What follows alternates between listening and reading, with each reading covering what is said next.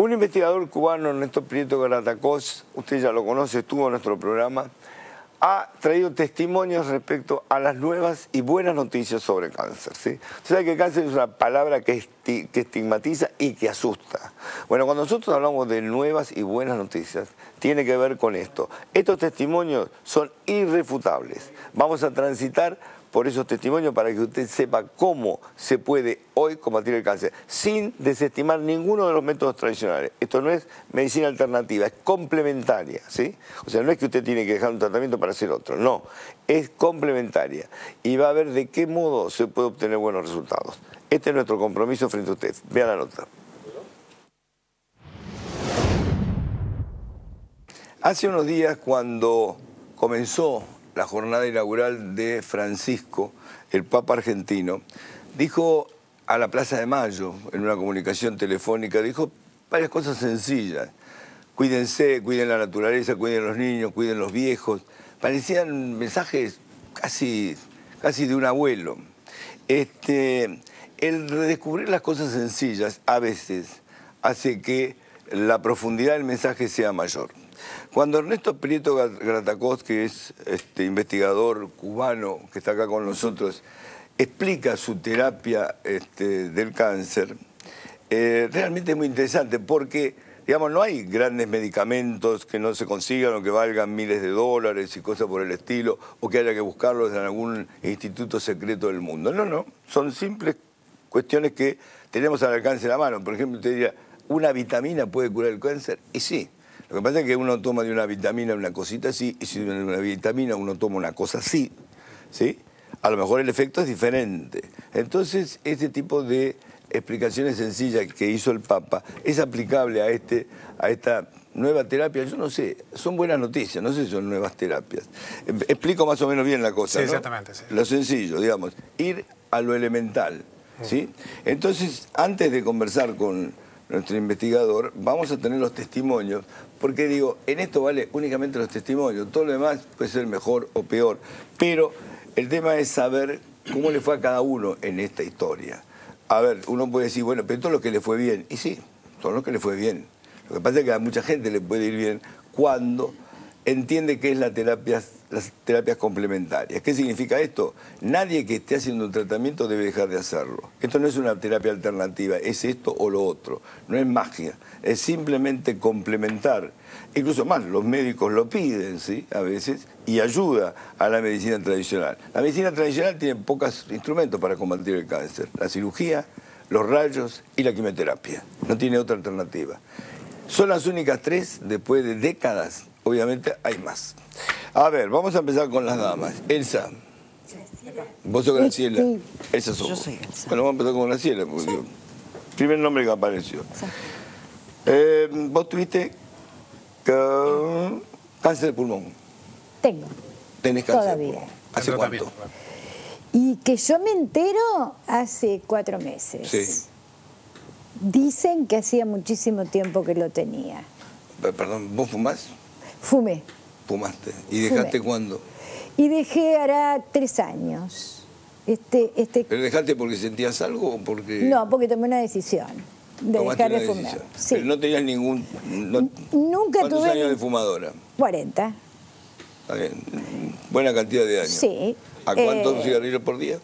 Y yo te diría que 2 atados. 2 atados, está Fui bien. una adicta Bueno, para hacerse un cáncer, digamos, está bueno. Fui una adicta bastante importante. Sí, Pero nunca tuve síntomas. sí. De ¿Y cuándo ninguna. empezaste a tener síntomas? Empecé con un dolor de piernas exactamente en octubre del año pasado, más o menos, un poquito antes. Octubre es mi cumpleaños, por eso lo vinculo. Decían que era un nervio, que era esto, que era lo otro, que me cuidara, hacía aquagym y qué sé yo, el dolor crecía hasta que me hacen una resonancia. Sí. En esa resonancia aparece alguna palabra que yo la desconocía. Un traumatólogo me dice, señora, esto es un secundarismo óseo. ¿Usted tiene? Secundarismo óseo. Y yo, ¿perdón? ¿Qué quiere decir esto? Que es una metástasis, me dice, tiene un tumor primario. Así, ¿eh? Segunda vez que lo veía en mi vida. Ah, bueno, le digo yo. Ahora, la metástasis, digamos, ¿estaba en el pulmón o el pulmón había originado No. una metástasis? O sea, esta era la Yo metástasis claro, del cáncer de no pulmón. sabíamos dónde estaba el No pulmón. sabía dónde estaba el pulmón. Hicimos, en un mes, hicimos centellograma óseo, que sí dio, que era metástasis acá, ya había hecho varias metástasis mi cáncer.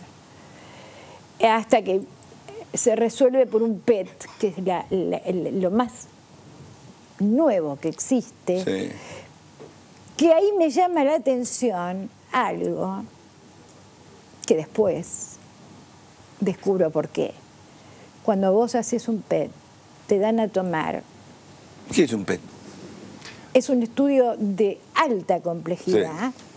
Sí. Un marcador de alta complejidad. Sí. Sí, el acrónimo PET, perdóname, Grace, Sí. es tomografía por emisión de positrones. ¿no? Que es la más sofisticada que hay. Sí, lo interesante es que es un marcador que es justamente glucosa radioactiva. Claro. ¿Qué me dan a tomar? Y me inyectan glucosa radioactiva para que se ilumine todo. Y ahí la me glucosa queda. es el gran alimento del cáncer. Claro. Ahí ¿Y me cómo lo queda. descubriste vos eso? No, yo no lo sabía. Ah, no lo sabía. No, pero eso me queda. ¿Está? Bien. Esto fue lo primero que aprendimos de Ernesto Prieto Grataco. Si uno pudiera aislar, sacarle todo el azúcar al cáncer, el cáncer se muere. Se muere. El cáncer se alimenta de azúcar. Es así, Exactamente. es el alimento central del cáncer. Y si uno pudiera aislarlo totalmente de la glucosa, el cáncer muere irremediablemente. Y eso es lo que inyectaron, glucosa, lo cual, Para verlo. para verlo. Claro, y ahí descubren que había hecho varias metástasis y eso significó que hacía muchos años que lo tenía y que yo viví con él adentro muchísimo tiempo. Sí.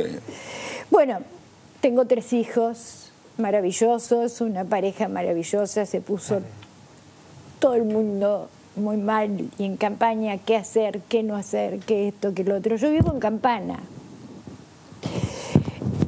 Y cuando me voy a sacar el coagulograma para hacerme la biopsia de fémur, la bioquímica me habla de alguien de Campana que salva su vida por un tratamiento nuevo en un centro de oncología en Capital Federal. Y ahí te fuiste. Todavía no estaba decidida lo tradicional. Yo tenía a mi médico que me decía, vos estás loca, vos tenés que ver un oncólogo. Yo sabía que mi cuerpo iba a transformarse en una carnicería, porque la verdad que Sí. estaba hasta las manos. Y entonces ahí digo, quiero preservarlo mi cuerpo. Si me tengo que morir, quiero morir Entera. así. Vamos a devolverlo entero, lo Claro, que recibimos. claro. Y entonces ahí, primero van mis hijos a hablar con ellos. Mirá, pero ahí le ponemos un punto. Después Sí. vamos a ver, por ahora estás viva. Sí. Entera. Entera y con una reducción que él te puede decir en mi segundo PET. Está ahí, Después está vamos- justo está ahí mostrándose Después en vamos a pantalla. verlo, después vamos a ver. Espera, tranquilo. Está. Vamos a ir por parte. A ver, Elsa. Sí. ¿Vos Bueno, qué tuviste? Cáncer de mama. yo cáncer de mama. Sí, Sí. fui operada, después me hicieron radioterapia, quimioterapia y yo empecé con un dolor en cadera, En cadera. en la cadera, ¿sí? Cadera izquierda. ¿Hace Bueno, cuánto de esto? Y esto más o menos arrancó el año pasado en el mes de julio, junio, por ahí, el dolor. Yo estaba terminando con la radioterapia. Le comenté al médico, bueno, vamos a hacer los estudios. Bueno, hicieron todos estudios, centellograma, de todo. Apareció que había metástasis ósea. Trae ahí, mira, perdóname, Sí. Elcita, mira, Sí. están todas las que surgen ahí con las Sí, flechitas exacto, anteriores. en varios lugares, sí, en varias Numerosas zonas lesiones óseas. metástasis ósea. Estos son, digamos, Cada flechita es un tumor. Sí, cada flechita es un tumor. sí. Sí.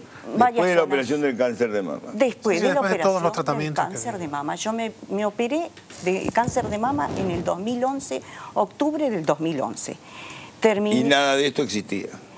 O sea que siguió vivo después de la Supuestamente. operación, digamos. Obviamente. Supuestamente no existía, o no se sabía, porque a lo mejor no me hicieron estudios correspondientes. No sé, eso Vos empezaste está con los en dolores esos. en suspenso porque no cesa. Sí. Yo empecé con esos dolores y claro, me llamó la atención, nunca me dolió nada y de golpe siento un dolor en cadera. Entonces, claro, el médico me mandó a hacer los estudios, salió la metástasis. Yo justamente en eso que estaba haciéndome todo eso, un señor amigo de la familia ve el programa, su programa. Sí.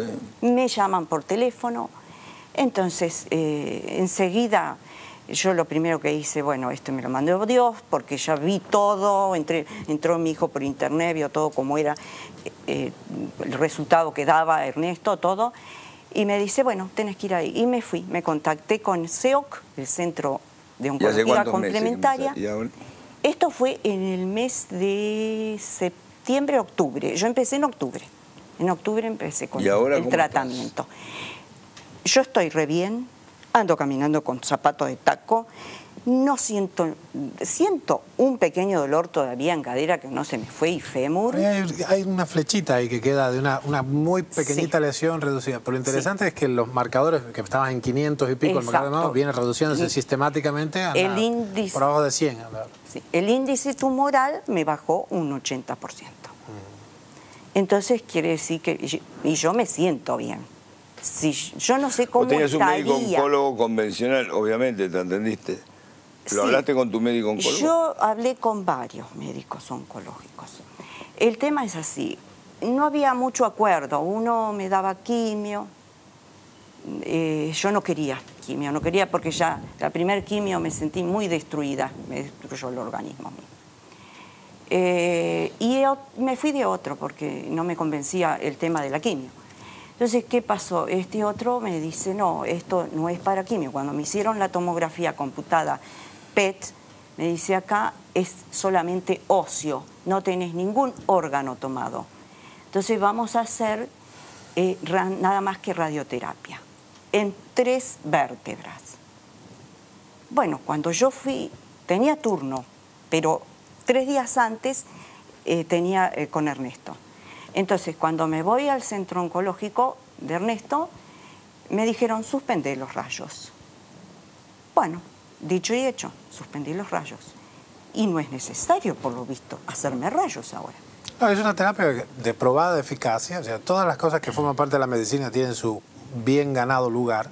La cuestión es que y ella está muy bien tratada, estuvo muy bien tratada. Lo que pasa es que tiene las limitaciones propias de esa herramienta. Vamos a continuar ahora con los testimonios y por supuesto el informe del científico independiente cubano Ernesto Prieto Gatacos. Esto se supone que es terminal. Cuando te dicen cáncer de páncreas, empezás a hacer el testamento. Es definitivo, sí. ¿Cuándo fue esto? Yo en realidad pasé un año en este proceso porque yo regresé de vacaciones y empecé con unas historias que no sabíamos definir. Buscaban unas bacterias que había en Brasil, buscaban una serie de cosas. ¿Cuáles eran tus síntomas? Yo tenía problemas hepáticos, me diagnosticaron una hepatitis A, digo positivo, que no existía. Pero dimos vuelta a 6 meses y nadie tenía idea, hasta que, bueno, haciendo algunos cambios en la gente que me atendía, fui a un hospital en Córdoba, o sea, dejé la obra social y pasé a un hospital, al San Roque, y bueno, ahí fueron más al punto. Yo estaba perdiendo peso, o sea, en realidad tenía varios síntomas que podían ser de esto. Y bueno, me hicieron unos estudios y el jefe del departamento de cirugía dice, véngase el jueves, que lo invitamos con un café con leche y lo internamos.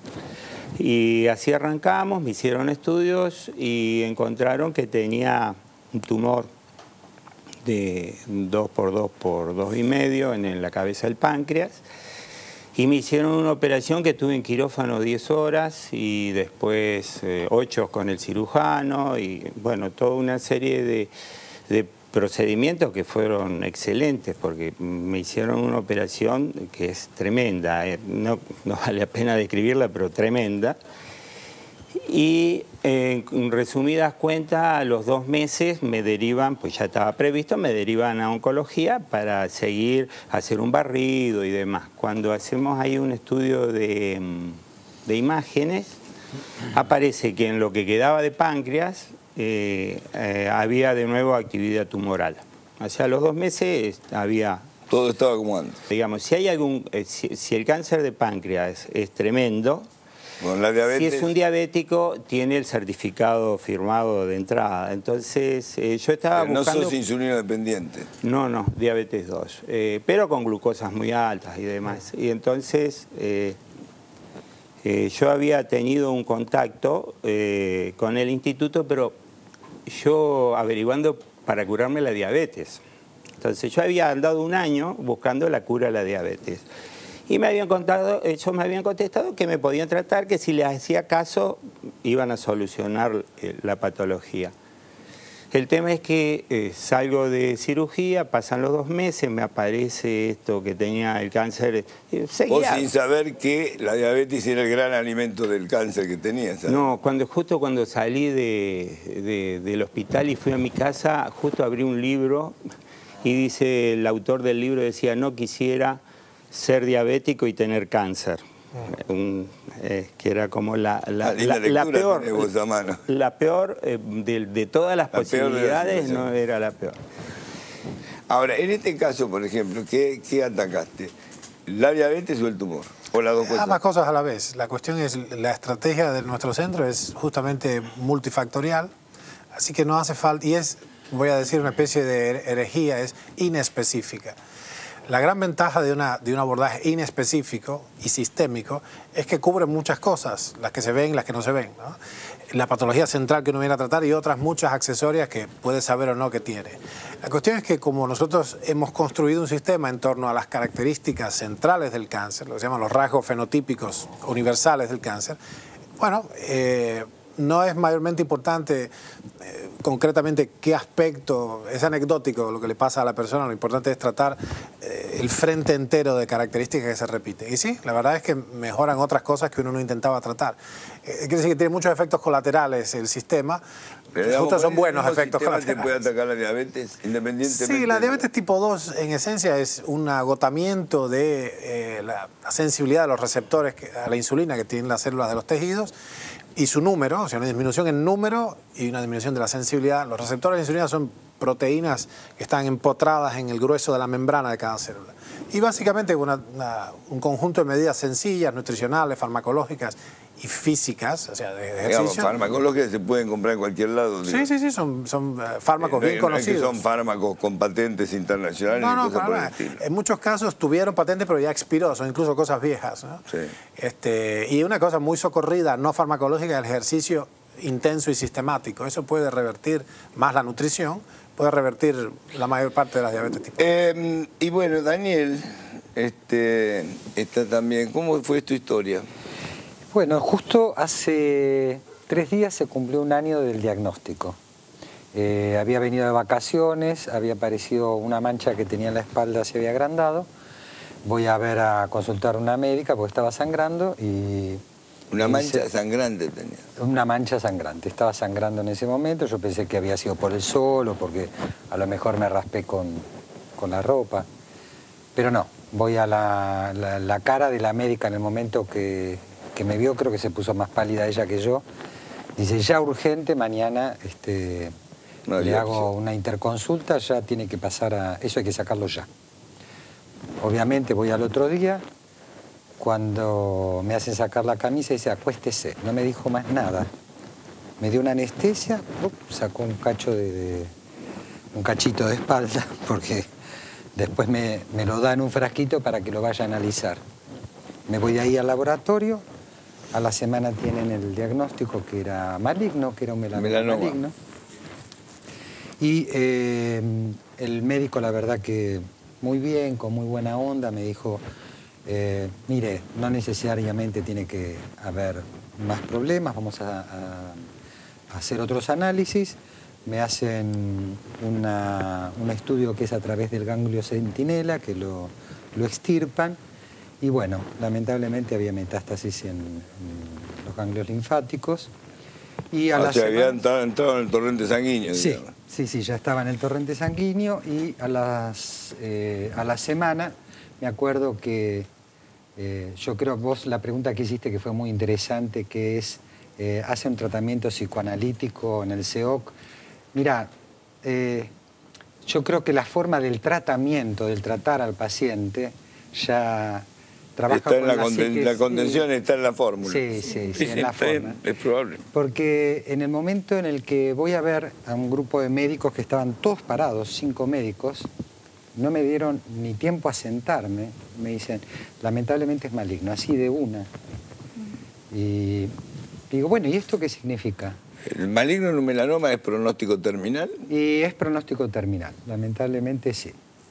Terminal yo creo que desde cierta ignorancia, porque cuando me dicen las estadísticas, como si no recuerdo ahora exactamente y no quiero... El melanoma es de los más controlables, digamos. No, al contrario, los melanomas pigmentados malignos, así como los cánceres pancreáticos, son uniformemente fatales. En su mayor parte, al año del diagnóstico, menos del 5% viven aún. Es decir, sí. Y a veces esas cosas Una suceden. estadística complicada, digamos. Muy complicada. Son los más temidos cánceres. Y me dijo en ese momento, me dice, bueno, las alternativas son muy simples, usted tiene ya rápidamente que operarse, le tenemos que sacar todos los ganglios.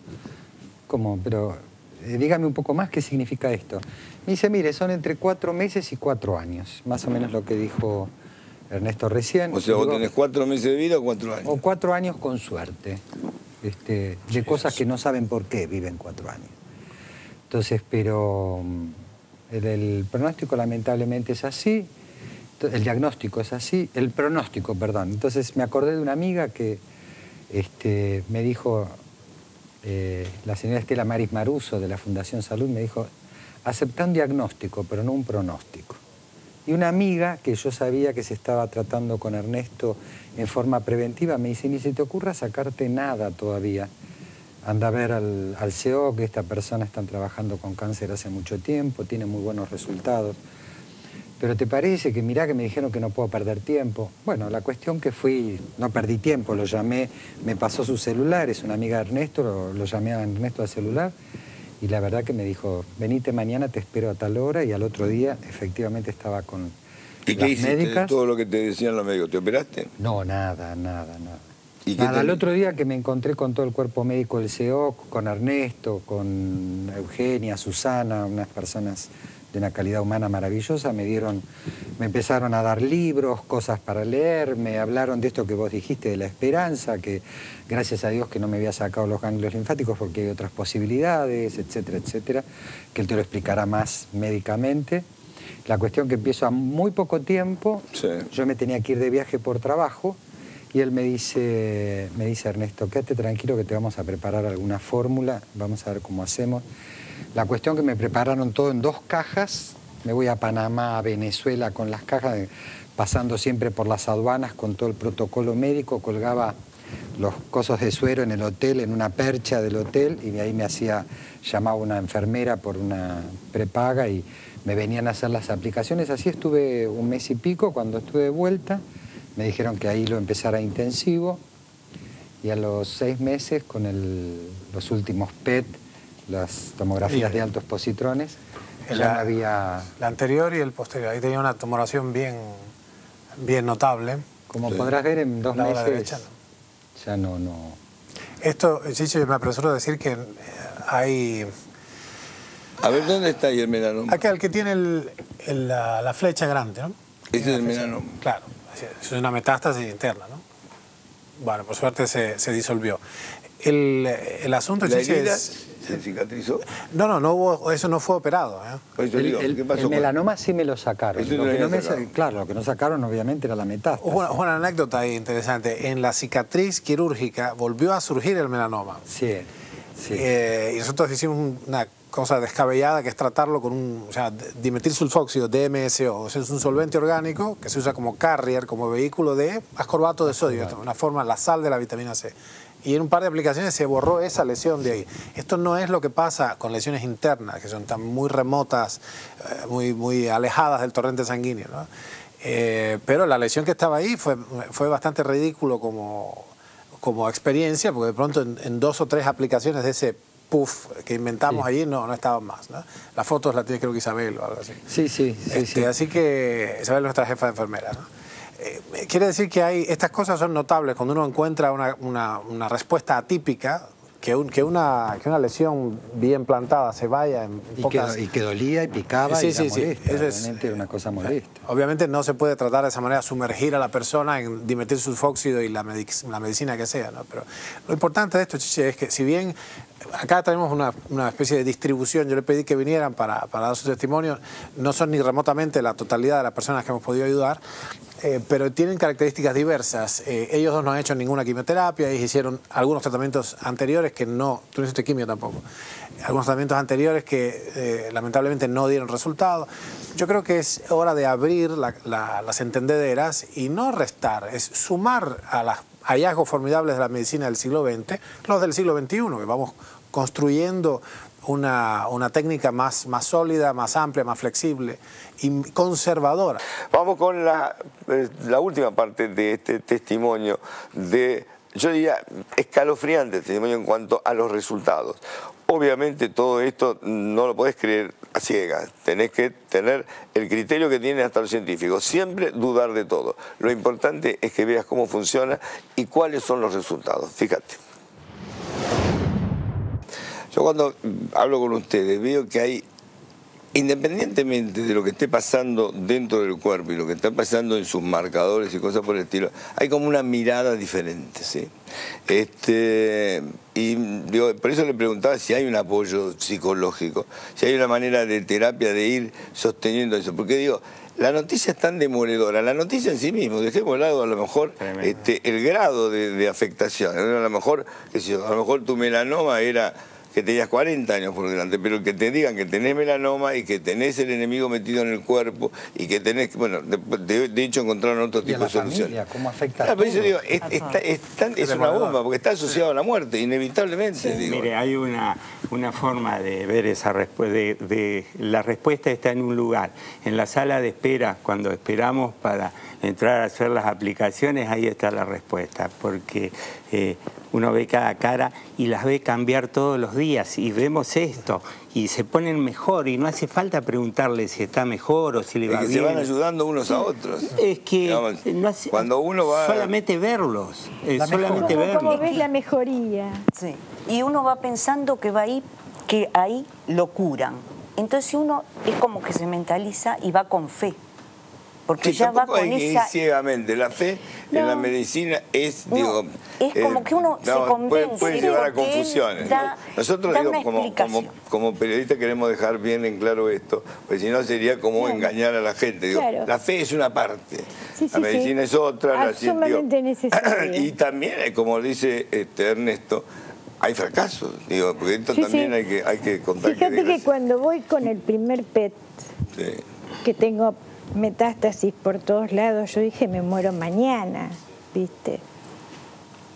Llego y le digo, Ernesto, me muero mañana. Mirá lo que es esto. Entonces me dice, ¿vos qué crees que es un cáncer?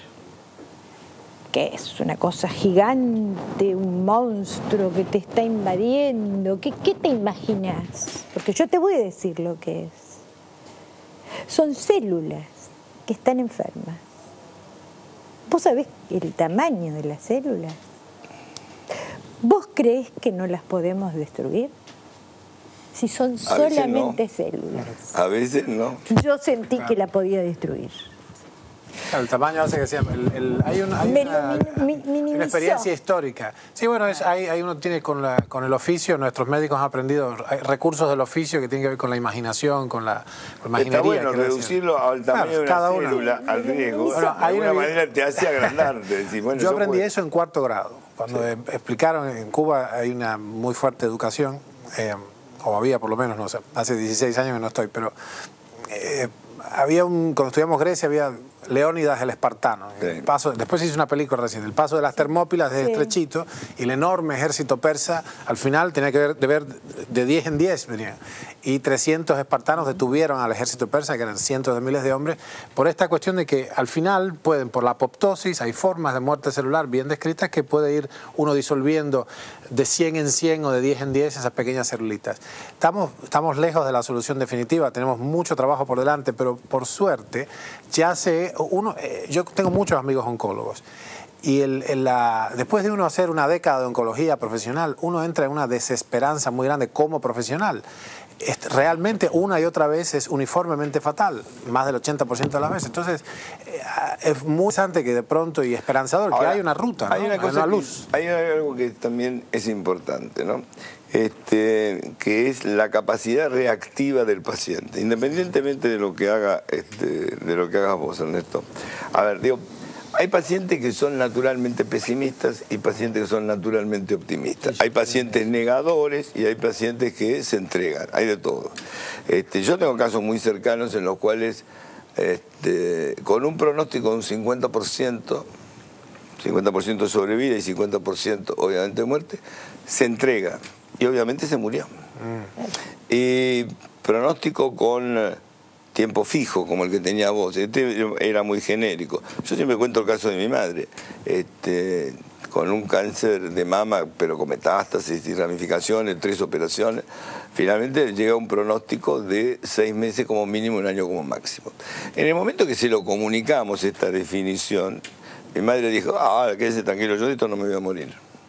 Y se murió 37 años después durmiendo. O sea que evidentemente no se murió de eso. Pero ella nunca pensó que se iba a morir de eso. Es como que lo descartó. Digo, yo no creo que uno con la mente lo cure, pero cuando uno va conociendo cada vez más casos, no solamente en cáncer, en todo tipo de afectación, digo, la voluntad de la lucha. Hay personalidades curables y hay personalidades no curables. Yo creo que hay algo que no manejan la medicina ni manejan los investigadores. Yo creo que hay personas que saben que se van a curar, y yo no digo que se curen seguro, pero que tienen más posibilidades de seguro. Ciertamente. El factor mental no hay dudas. Sin embargo, nuestra búsqueda en este caso, no sé si nos va a ser dado esa gracia, pero nuestra búsqueda está orientada a encontrar algo así como la penicilina del cáncer. En su momento, al principio, hoy día todavía, el siglo XXI, se mueren miles de personas de catarro todos los años. Sí. Es decir, en la época ya de los superantibióticos, todo. A principios del siglo XX, antes de 1928, había que tener mucho carácter para no sucumbir a la tuberculosis, que era la peste de ese momento, ¿no? Bien, después de que llegó la eritromicina y otras cosas, básicamente quedó en un segundo plano. Era tan fuerte el remedio que podía hacer una mente no muy plantada y curarse lo mismo, ¿no? Con las dificultades mismas del sistema. Todavía hay muertos de tuberculosis hoy día. Nuestra búsqueda tendría que ir, y necesitamos toda la ayuda posible, tendría que ir perfeccionando y optimizando, y si pudiera ser que llegaran antes, sería mucho mejor. La cuestión es, y no tan lastimados. El sistema que estamos construyendo entre todos es una genuina creación colectiva. Yo he organizado gran parte del asunto, pero es una genuina creación colectiva. Es más honesto de nuestra parte decir, es una lucha dura, necesitamos ayuda, estamos creciendo y hay que colaborar. Las tecnologías emergentes en la medicina siempre se han encontrado con una resistencia académica. Lo que hoy constituye la medicina convencional en su momento fue alternativo, desde las vacunas hasta los antibióticos, la asepsia, las anestesias. Todas las costumbres empezaron siendo vicios. Justamente. En ese sentido uno puede estar tranquilo, así que no. Digo, yo creo que lo importante de este programa, y a quien obviamente les agradezco la presencia, y a vos, Ernesto, también, es dar buenas noticias.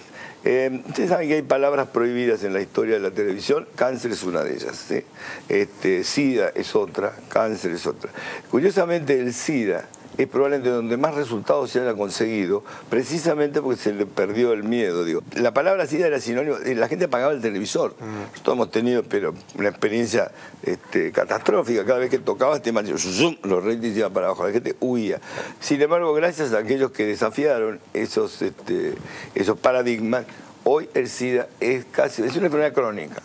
El día que el cáncer sea también una enfermedad crónica, ese día se habrá logrado una gran batalla. Probablemente no se termine con el cáncer, probablemente el cáncer siga toda la vida acompañando y siendo el gran fantasma, pero Salvo que podamos hacer realmente una revolución preventiva. Sí, también es cierto. Se sabe ya bien sólidamente. ¿Cuáles son los puntos donde se apoya esa?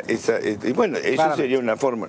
Lo que pasa es que, bueno, en el SIDA no se puede hacer eso porque el SIDA cuando lo tenés, ya está. Pero digo, hay incluso, se habla ahora ya de vacunas preventivas, pero bueno, todo eso obviamente requiere tiempo, requiere grandes inversiones, porque la medicina y la investigación científica es realmente muy cara, pero bueno, lo importante es saber que podemos traer buenas noticias, y esta es la idea. Gracias, Ernesto. Gracias, Samuel. Gracias a ustedes. Gracias. Ahora queda en usted decidir y sabe que tiene una herramienta nueva para combatir la estigmática palabra del cáncer y la enfermedad que obviamente cada vez está más, pero mucho más acosada y cada vez hay más casos de sobrevida. Por eso es importante todo lo que se sepa en nuevas y buenas noticias para el cáncer. Nos estamos despidiendo hasta el próximo lunes a las 10 en punto de la noche. Recuerde usted que Diario Veloz, a quien agradecemos, obviamente ya tiene en la web este programa para que usted precisamente entre a todos sus foros y pueda opinar. El próximo lunes a las 10 en punto de la noche nos encontramos. Chao.